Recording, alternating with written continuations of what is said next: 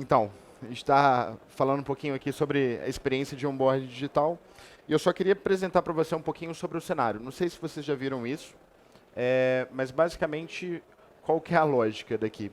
Que a gente hoje tem um modelo muito tradicional, voltado com agências dentro dos centros de decisões e centros de captações, principal canal para clientes, né? E isso vai se moldar para um novo modelo no futuro.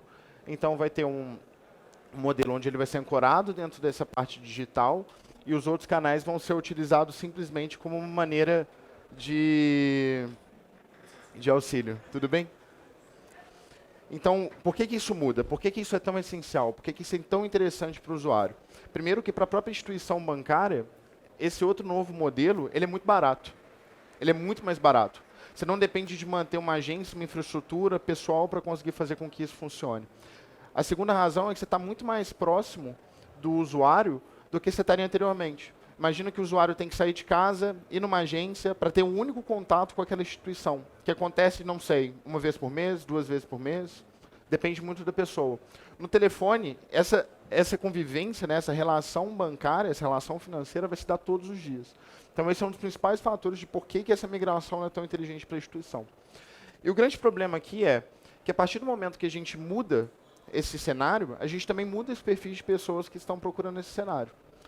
Então, a gente mapeou, né, num estudo feito pela Deloitte, pela Accenture, 3 perfis que são os majoritários hoje dentro do sistema financeiro. Quais são esses perfis? São os nômades digitais, que eles são basicamente fidelizados por uma grande quantidade de tecnologia. Então, quanto mais tecnológico, mais disruptivo você for, melhor. A gente vai explicar já já que isso vai ter um problema. Hunters de preço, que é outra dificuldade incrível. Por quê? Porque quando você depende de preço, principalmente como um fator para fidelização dos clientes, é horrível. Porque alguém entra com mais investimento, mais capital, mais a perder, e você consegue dropar o preço para um nível que você não consegue competir com aquela pessoa mais. Então, esse tipo de pessoa, que ele é muito voltada para a fidelização com os benefícios, é um grande problema para a instituição. É um dos principais. E tem os quality seekers. Os quality seekers são imutáveis. Eles são pessoas que têm muito dinheiro, elas são muito capacitadas, elas procuram muito mais serviços, de uma qualidade de serviço muito alta, do que, de fato, procurar qualidade digital ou, então, o melhor preço, melhor custo-benefício. E o último grupo, ele é o único grupo que, assim, ele raramente vai migrar de uma instituição para outra. Mas os outros 2 grupos, não. Eles vão migrar o tempo inteiro. E isso é um grande problema. E como que você fideliza isso hoje? Esse que é o grande problema, né? Porque a gente ainda tem outros detalhes desse perfil de pessoa, né? Principalmente voltada aos nômades digitais. Que é o quê? Essas pessoas são ecossustentáveis, né? Então elas têm um modelo, como que eu digo, não necessariamente socioambiental, mas muito mais eu quero ter impacto político. E eu quero que minha instituição respeite esses impactos políticos que eu acredito. Então isso é muito importante para ela. Ela é uma formadora de opinião. Então hoje é muito fácil dela postar alguma coisa no Facebook e influenciar 1000 pessoas. Ou postar uma reclamação no Instagram e falar que sua marca é horrível e aí todos os amigos podem achar que a marca é horrível. É problemático. Essa pessoa não é fiel e ela também é imediatista. Então são outros 2 grandes problemas. E essa pessoa ainda, por tudo isso, ainda tem desenvolvimento financeiro. Ela não é aquele cliente sonho. Ela é uma cliente que ele molda os clientes sonhos, ela influencia os clientes sonhos, mas ela não é um cliente sonho. Então, assim, ele é um perfil de pessoa muito complicada, principalmente quando a gente fala hoje de geração X, Y, Z, que é muito relacionado a essa ideia de onboarding digital. E aí, como que a gente acredita que você fideliza uma pessoa? Com uma experiência de onboarding. Na verdade, assim, uma user experience completa. Mas a gente acredita que o onboarding, né, a primeiro contato, inclusive tem esse gráfico aqui para mostrar isso, que é o primeiro contato que você tem com a instituição é um dos principais fatores. Pensem num primeiro contato de relação com qualquer coisa. Você vai conversar com um atendente da loja. Se essa pessoa for grossa, ruim, o atendimento não for legal, você não vai querer voltar naquele lugar. Mas se for pelo contrário, se a experiência for legal, você vai querer voltar naquele lugar. E essa é muita ideia da instituição financeira que a gente tem que levar. Esse aqui foi um estudo que a gente fez, a gente contratou uma consultoria para entrevistar pessoas, fazendo um processo de onboarding. E basicamente o que a gente descobriu foi que quanto maior o NPS dentro da experiência de onboarding, maior é o interesse da pessoa de se permanecer na instituição financeira. Porque a gente tinha essa teoria, mas pode ser uma hipótese, né? Pode não ser uma verdade. Então, legal. Pensando nisso, como seria um onboarding perfeito? Como seria um cadastro perfeito? Ele tem que ter grandes 5 fatores.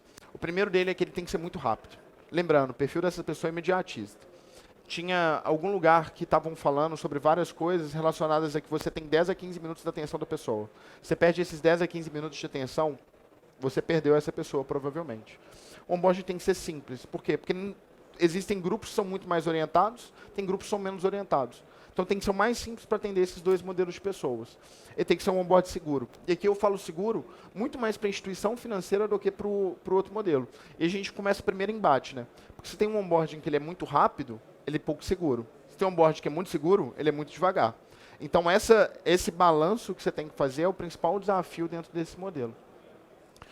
O onboarding perfeito ele tem que ser instantâneo. A nossa pesquisa também relacionou que a maior parte das pessoas estão interessadas em ter um onboarding em até 4 horas. Assim, fazer o cadastro e a aprovação em até 4 horas. Eu acho que se a gente tivesse perguntado, você quer um em real time, assim, logo depois que você terminou o cadastro, você quer ter um cadastro? Eu acho que essa seria a maior nota votada. Mas a gente não fez essa pergunta, então a gente nunca vai saber nesse momento. E o onboarding tem que ser fluido. O que eu quero dizer quando eu falo fluido? O onboarding tem que ter etapas que não saiam do processo. Você não pode sair do aplicativo, você não pode sair da sua web responsiva. Tudo bem? Você não pode sair da sua web responsiva para conseguir fazer nada. E aí a gente começa com algumas dicas sobre de como que seria, na prática, o exemplo perfeito para um onboarding.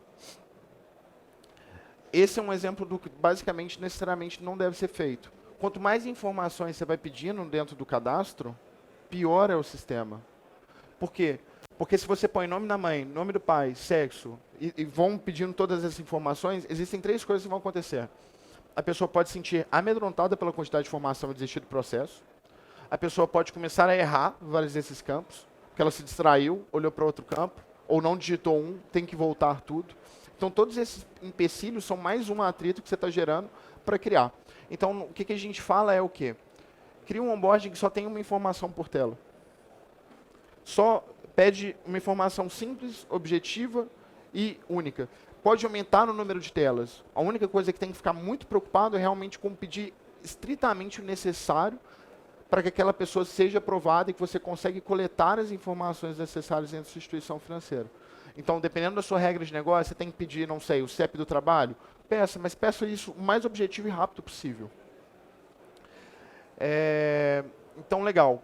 Outra coisa que é muito interessante é não interromper em momento algum o fluxo do cliente.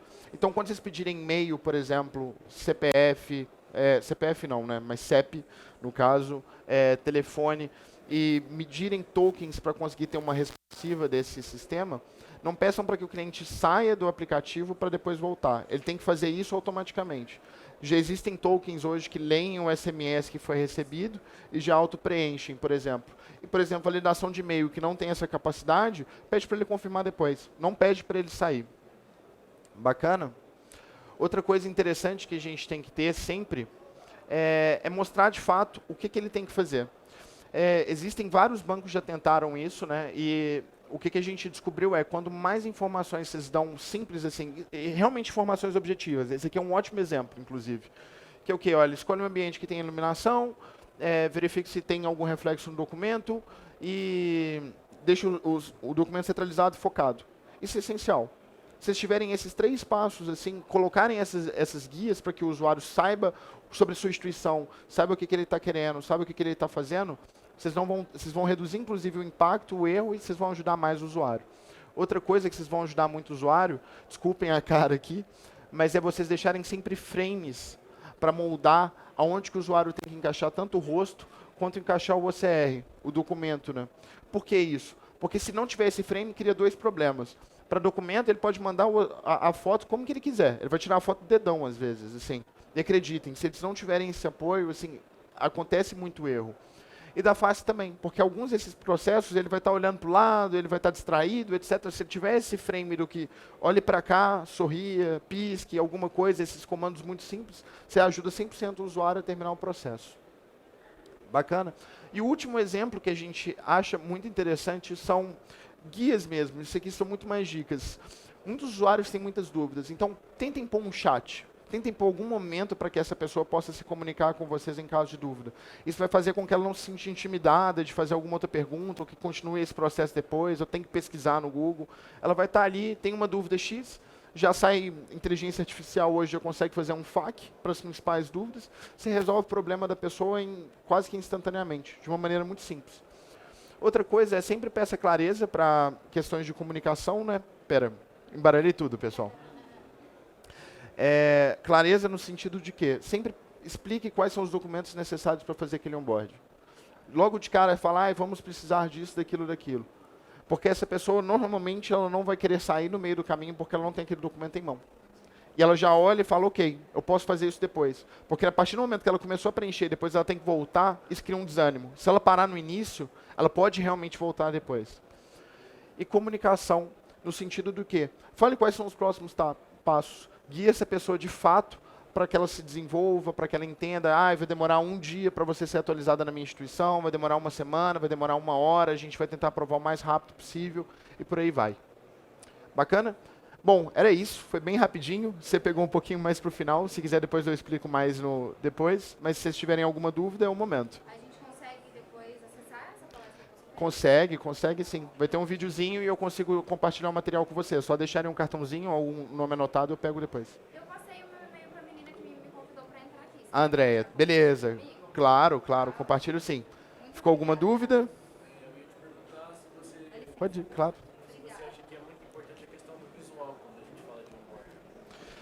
Cara, assim, estética sempre é uma questão muito importante, sabe? É difícil de não falar de alguma coisa sem falar de estética, de falar de um ambiente agradável. É porque é muito difícil da gente conseguir medir isso qualitativamente, porque depende da percepção de cada pessoa. Mas dependendo do seu público, por exemplo, o seu público é de 18 a 29 anos. Seu público é um público jovem, sua linguagem de informação tem que ser um público jovem. Então, isso impacta muito. Isso realmente impacta muito.